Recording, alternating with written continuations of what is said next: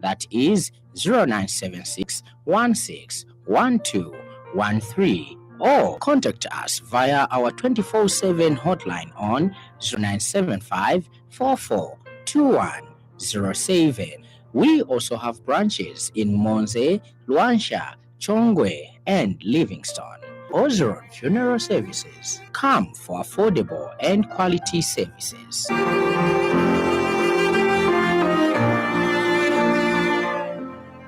Time is precious. Don't waste it spending many hours on the road. Utilize the time you have to enjoy the things that matter. Visit places, visit people, visit Kasama through your gateway to possibilities. That's right. Kasama Airport has been upgraded and is now open and ready to welcome you with open arms. Contact the airline of your choice to book your next trip into the region. Zambia Airports Corporation Limited. Keep flying.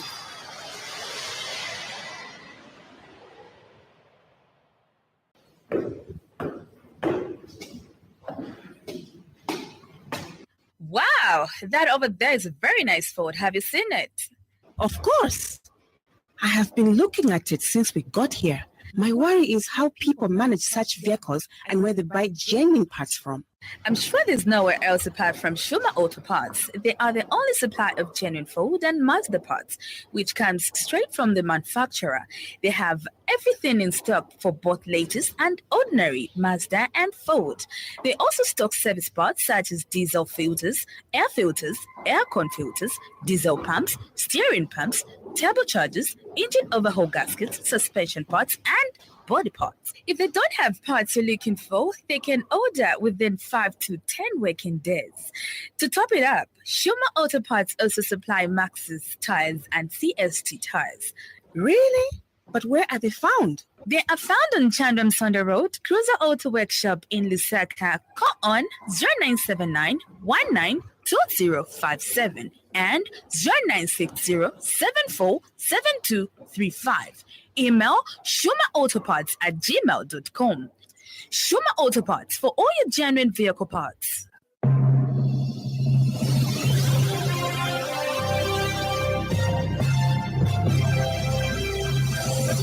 The Happy World of 5FM Radio, your adult contemporary radio station in Zambia, connecting you to the newsmakers and events that make news in the global village.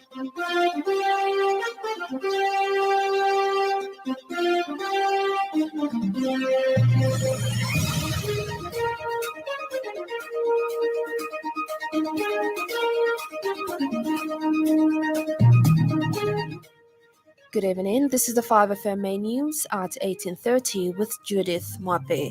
The headlines.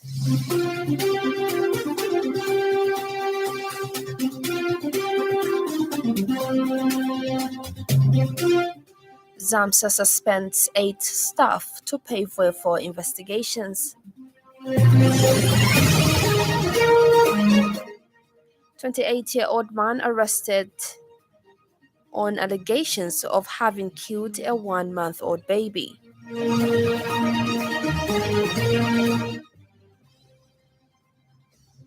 Congo-Brazzaville stampede kills dozens during army recruitment drive.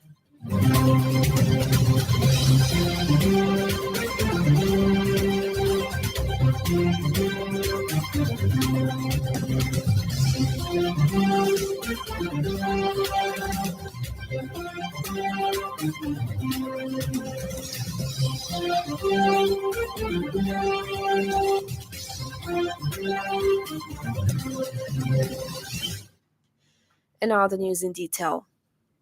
The Zambia Medicines and Medical Supplies Agency, ZAMSA, has with immediate effect placed on suspension 8 procurement members of staff so as to pave way for investigations. The move is intended to streamline the procurement functionality of ZAMSA and also facilitate the Zambia Public Procurement Authority, ZPPA, to conduct an audit into the current procurement systems at ZAMSA. ZAMSA Public Relations Senior Manager Bradley Chingobe says the move will also allow ZAMSA to restructure and reorganize the department in a bid to enhance efficiency in the procurement process of medicines and medical supplies.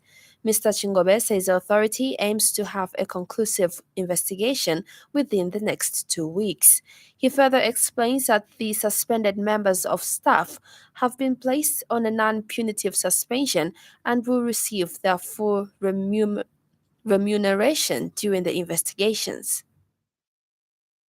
Being a key mandate of the agency, the move is intended to streamline the procurement functionality of ZAMSA and also facilitate the Zambia Public Procurement Authority, ZPPA, to conduct an audit into the current procurement systems at the agency. The move will also allow ZAMSA to restructure and reorganize the department in a bid to enhance efficiency in the procurement process of medicines and medical supplies. We aim to have a conclusive investigation within the next 2 weeks. Police in Matero have detained Musonda Muluma, aged 28, of Zingalume compound in Lusaka on allegations of having killed a 1-month-old baby. Police spokesperson Reha Monga says on 20th November 2023 at around 19:30 hours, the suspect went to look for his girlfriend at her uncle's place within Zingalume, and upon reaching his girlfriend's place, he noticed that she was not around. Then he decided to force himself inside the house and found the girlfriend's uncle and the wife seated while their baby was sleeping. Mr. Hamonga says afterwards, the suspect threatened to kill the couple and the baby because they declined telling him where his girlfriend was. He then lifted up the baby and started hitting him against the ground. Mr. Hamonga says the father tried to rescue the baby, but he was overpowered by the suspect, who produced a knife which he used to stab him on the right arm. Upon reaching at his girlfriend's place, he noticed that she was not around, and he decided to force himself inside the house and found the girlfriend's uncle and the wife seated while their baby was sleeping. Afterwards, he threatened to kill the couple and the baby because they declined telling him where his girlfriend was. He then lifted up the baby and started hitting him against the ground. The father tried to rescue the baby, but he was overpowered by the suspect, who produced a knife which he used to stab him on the right arm. Police visited the scene of crime and managed to apprehend the suspect with the help of members of the public. The Council of Churches in Zambia has reiterated its concerns around matters of national concern, such as the shrinking democratic space, increase in cost of living, and the continued arrests of opposition political party members. The Council says the political field should not be muddy, lest it be suffocated and make the country ungovernable. Council General Secretary Emmanuel Chikoya believes that a healthy political environment contributes to the stability and enables government to address challenges and meet the needs of their citizens. Father Chikoya says when factors such as the rule of law, transparency, respect for human rights, and civic engagement are compromised, it can lead to dissatisfaction among the population, erode trust in institutions, and create an environment that is more difficult to live in. The clergyman says it is against this background that the Churches Council of Zambia joins other stakeholders to condemn the current political and environmental situation in the country.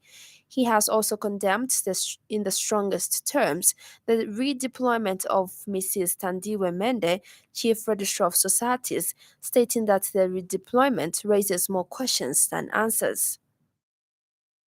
All political players get away from the language of vulgarities, insults, and this culture of personal and character assassinations, but be issue-based, and let's make sure that violence and intimidation of opponents is not part of our political narratives. All political parties should live as brothers and sisters in love and unity despite their political affiliations. Political activity is not a matter of life and death.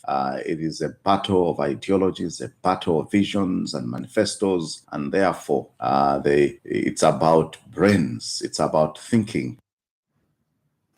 Chief Government Spokesperson Cornelius Mwetwa says the government is facing a huge challenge of social media in terms of propaganda.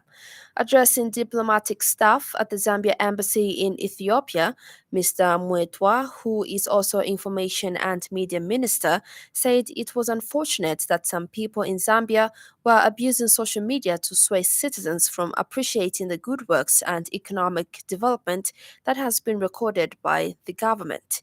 The minister, who is in Addis Ababa, Ethiopia, to attend the African Union's Specialized Technical Committee meeting on communications and ICTs, urged diplomats to ignore social media propaganda because government had restored the economy and oneness as envisaged by the practical application of the One Zambia, One Nation slogan. We are just faced with a challenge presently of social media propaganda. As you know, the advent of social media has introduced and presented almost every citizen as a spokesperson of themselves and others. So what you may actually be able to read through social media may not be what is obtaining on the ground. The country is stable. There is restoration of the rule of law. There is restoration of a genuine and meaningful One Zambia, One Nation, where all regions of the country are participating. Meanwhile, Zambia Embassy in Ethiopia Chargé d'Affaires, Mr. Trevor Sichombo, said it was important that diplomats were wary of the challenge of social media propaganda as the internet remained one of the major sources of information for people living abroad. You put it correctly, sometimes social media can be misleading because that's one of the sources of information. And the way you have put it, that there's a lot of propaganda and lies, is actually very helpful to us. FIAN International Zambia, a non-government organization that advocates for the right to food and nutrition, is calling on the Zambian government to protect fishing rights as the world commemorates World Fisheries Day. The 2023 World Fisheries Day is anchored by the theme Save Fish, Eat Fish. The organization has since urged the government to develop and enforce robust policies and legal frameworks that will safeguard traditional fishing grounds, promote sustainable fishing practices, and ensure the protection and commercialization of water bodies. FIAN Zambia Country Coordinator Vladimir Chilinia says fish is a vital source of nutrition, livelihoods, and cultural heritage, and this cannot be underestimated, particularly for the communities residing near water bodies, stating that to them, fishing is not only an economic activity, but also deeply rooted in their cultural fabric.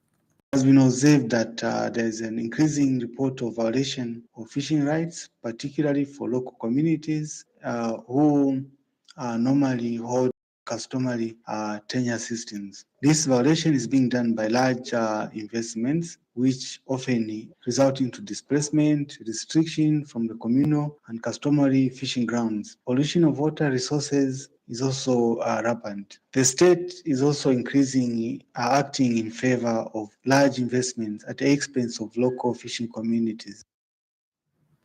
Another story is trending this evening.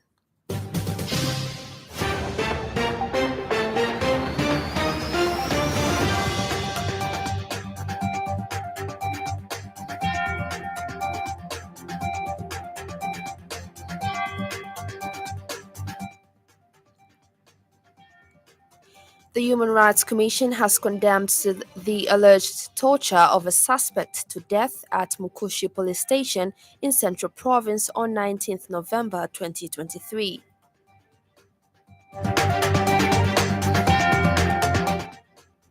Zambia and the International Monetary Fund, IMF, have reached staff-level agreement on the second review of the Extended Credit Facility Program.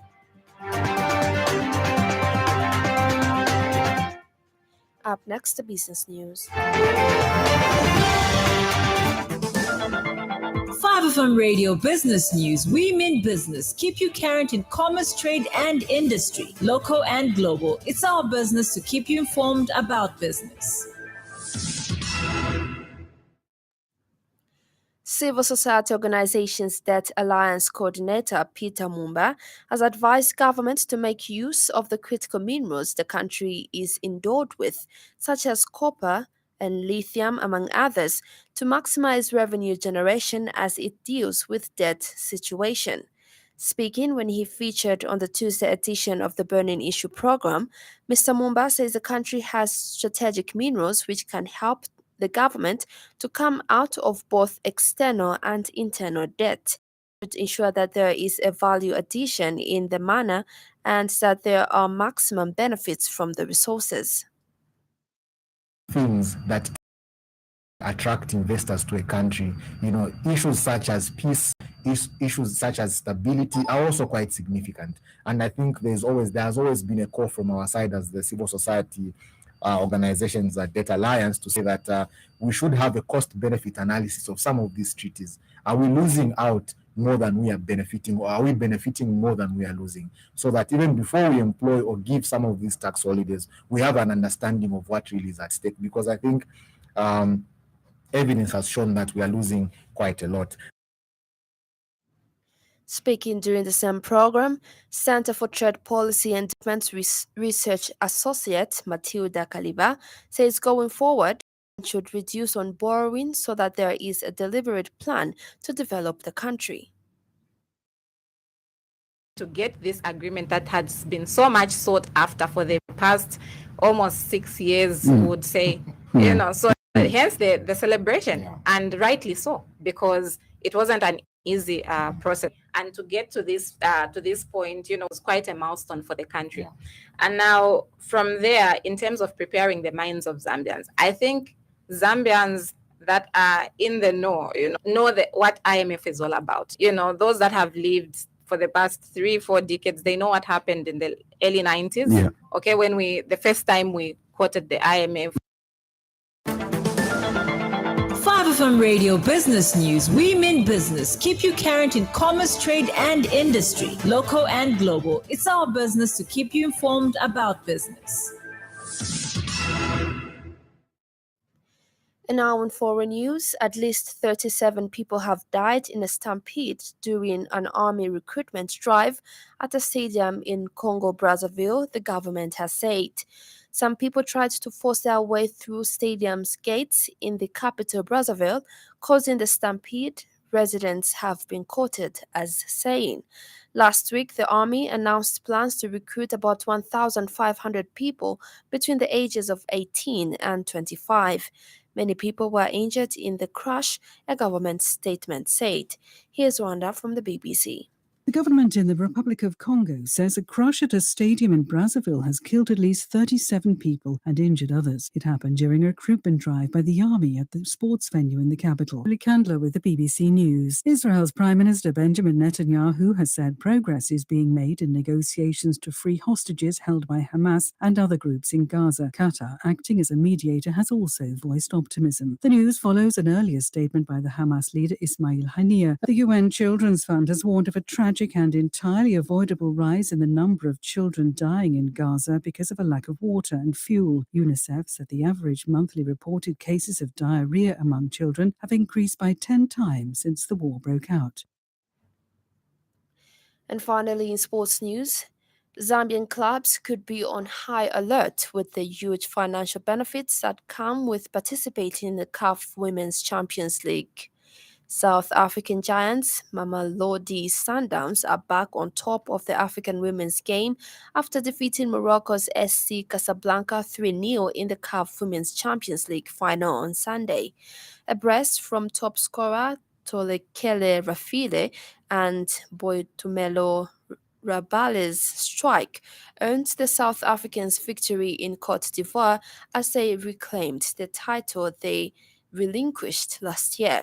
The South Africans' impressive run in Cote d'Ivoire not only sees them reclaim the title they lost to as far last season, but they set a record of lifting the title without conceding a single goal en route to glory. Sundowns' win means the COSAFA region will have 2 representatives at the competition next year. And now the weather report brought to you by Classy Khan.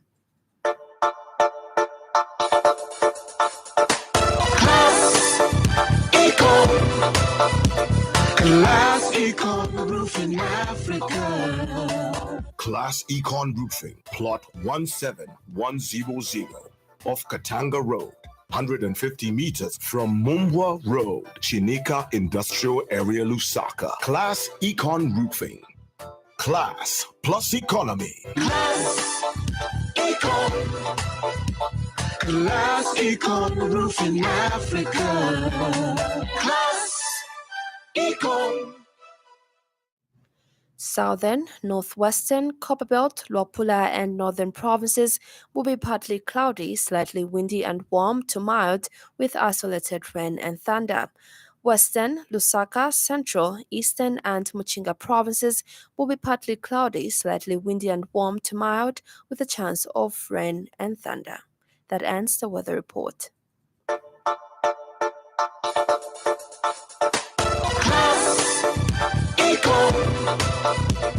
Class Econ Roofing Africa. Class Econ Roofing, plot 17100 off Katanga Road, 150 meters from Mumbwa Road, Chinika Industrial Area, Lusaka. Class Econ Roofing. Class plus economy. Class Econ. Class Econ Roofing Africa. Class Econ.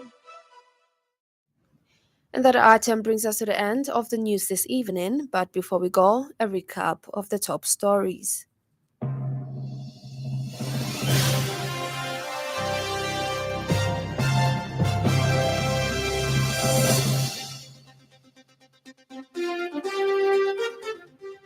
ZAMSA suspends 8 staff to pave way for investigations.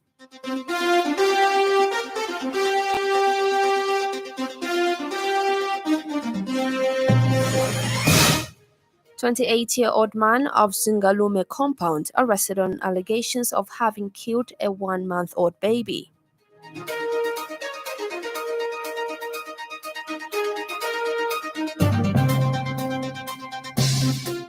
Congo-Brazzaville stampede kills dozens during army recruitment drive.